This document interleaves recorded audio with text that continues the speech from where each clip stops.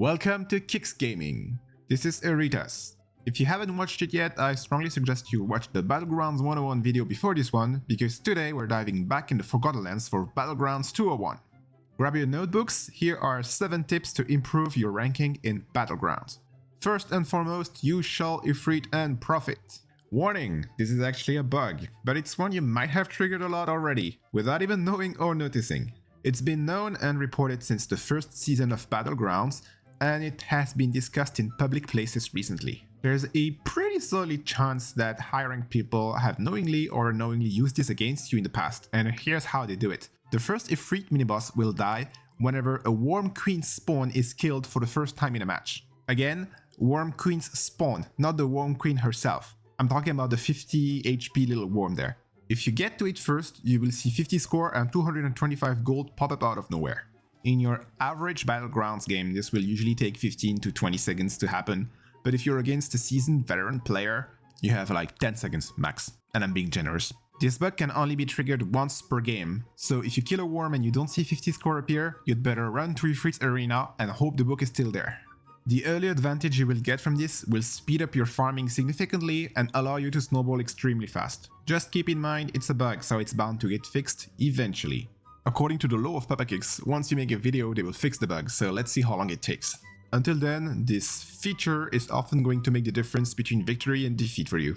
Which leads me to rule number 2, minibosses above all. Minibosses are a huge decisive factor for winning Battlegrounds. Not only do they give you 50 score and 225 gold, but the bonuses from their books is the real reward. Vlad's book gives a freaking 100% life drain. That's the equivalent of 5 level 7 purple power stones. Ifrit's book gives you 400% fire, so 4 stacks, but it's bugged in a way I don't really understand. It seems like it stays in effect longer on your opponent's screen than on your own, which causes some desync, and then in return stuff dies way before they hit 0 HP on your screen, so long as the other player doesn't leave. Vlad's book seems to be working okay on that regard, but I'm not even sure. It will give you a massive advantage, both for PvP and PvE. This leads me to rule number 3, only pick up fights that you can win. I know it's kind of playing the part of Captain Obvious here, but you really don't want to fight the other player if you are at a disadvantage. A player kill is probably the biggest snowballing factor in this mode because it gives you only 30 score, but gold equivalent to 500 times their level. Thanks Captain Obvious, but how do I know I'm gonna win? Experience is the best teacher, but I can give you a couple of universal tips. The first one we just talked about, books. If they have either book or even worse, both of them, and you don't, 99% of the time you'd better avoid the fight. Oh, and of course the reverse is true. There are multiple ways you can check if they have a book. First, there's a sort of purple aura around them, then there's the book's duration bar under their HP. You can also tell they're a little bigger. Fun fact, it also makes Beetle's boulder bigger. And then the most obvious, they have burn or life drain. And then your last clue is if you see there's a book sort of flying around or on them, that means they already have one. The second most important thing to look for is tentacles. If they have tentacles and you don't, run. Even if you're like 3 levels ahead, it won't matter. The third thing would be how much poison they can stack, but it's only going to matter if your duel lasts more than a few seconds, which most of the time it doesn't. On the contrary, facing an enemy who invests too much gold in levels is kind of beneficial for you, because if you kill them, you're gonna get more gold in return. So don't let that scare you. In worst case scenario, if you're really behind or they have books and bonuses and you don't, know that even your base won't save you. Your best option is probably running away so that they miss you, or you could try getting killed by a mob instead of them. You will still lose a precious amount of gold, but at least they won't get any. Rule number 4, control the map, control the game.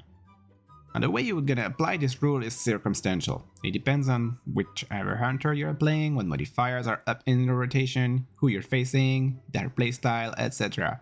But in any game with PvP, you always want to predict your opponent's move and stay one step ahead of them. The best application of this rule would be related to mini-bosses again. Here's a knowledge bomb some of you might ignore. The respawn timer for mini-bosses is exactly 60 seconds from the moment they die. That means if you kill a mini-boss without your enemy knowing, you will know the respawn timer and they don't, giving you another strategic advantage because you will know exactly when to go back in for the respawn, while they're gonna have to check in periodically and waste precious time doing so if they're hoping to steal it. A second application of this rule would be to pick your farming spots smartly. For example, in the current rotation, the one with the old OG hunters and the massive gold boost, getting to 1k gold is very easy, especially if you got the kill for a Ifrit. Yet most players are gonna stay closer to their base for the first 2 or 3 minutes or so, and they're gonna make the mistake of focusing on levels instead of tentacles. But trust me, if you have just 2 or 3 levels, you can already warp to the middle, grab tentacles, and farming will be super easy from there on. Last application of this rule is the use of teleporters. Don't be scared to poke your head on the other player's side when you got a bit of levels and etc. Unless you're like massively behind, obviously. In case some of you didn't know, you can use all teleporters in the game. So after killing a mini boss, you can take their side of the TP to see how they're doing, or you can even use their paid 50 or 100 gold teleporter to sneak up on them from behind and give them a heart attack. Rule number 5, if you're gonna contest a mini boss or the boss, let the other player tank it. The boss's AI is pretty simple and dumb and you want to take advantage of that. It's always going to aggro the nearest target, no matter what. That means very early in the game especially, if you are fighting the boss and then the other player enters the arena, you're in trouble. This is particularly true for hunters with ricochet. If you are close to the boss and you both have ricochet, the other player is almost guaranteed to hit you by simply attacking the boss from afar. But the reverse is also true. If they are close to the boss and they're tanking it, you can surprise them, you can kill or force your opponent to back away from it. Which is going to lead me to rule number 6. Rule number 6, teleporter traps. There are 2 big ways the teleporters are going to come into play if you are fighting a mini boss or the boss and the other player is alive. The first case scenario is you should fight mini bosses near the other player's teleport, or if you're fighting the final boss near the only teleport, if those 3 conditions are met. A, you have a hunter with ricochet or some form of AoE, which is like 90% of the game's roster. B, you have sufficient damage to gain the upper hand in PvP. That means a higher level, a firebook, or some other sort of lead. And C, you have enough sustain to stay full HP while tanking the boss's damage. Most of the time that's gonna mean having Vlad's book, or another way of getting consistent sustain, like the Crow Storm from Scarecrow, or if you're playing Vlad himself, etc. In this scenario, if your enemy tries to contest the objective you're taking, they will warp straight into your AoE or in your ricochet hits. Worst case scenario, they panic and then they do something stupid. Best case scenario, you kill them before they even know what happened. On the other hand, if you're very early in the game or if you fell behind, which means conditions B and C are probably not met, then you want to fight the mini-bosses closer to your own teleporter, so that you can have time to see the enemy coming, react, escape, and live to fight another day. By the same logic, in case you want to go for the final boss without sustain, you want to fight it further from the teleporter to buy yourself time to react. The same is true in the unlikely event that you're playing a hunter that doesn't have ricochet or any AoE. And finally, especially if you are farming points for the ladder, know when to close the game. Here's an easy math formula for you.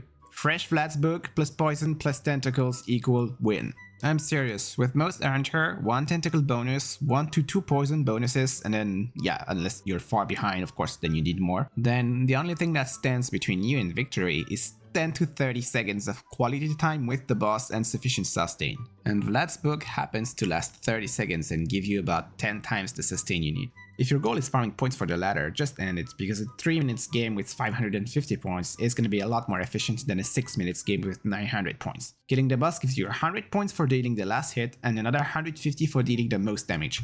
That's 250 points, so 5 mini boss skills, which, as you now know, would take minimum 2 minutes with all the respawn timers.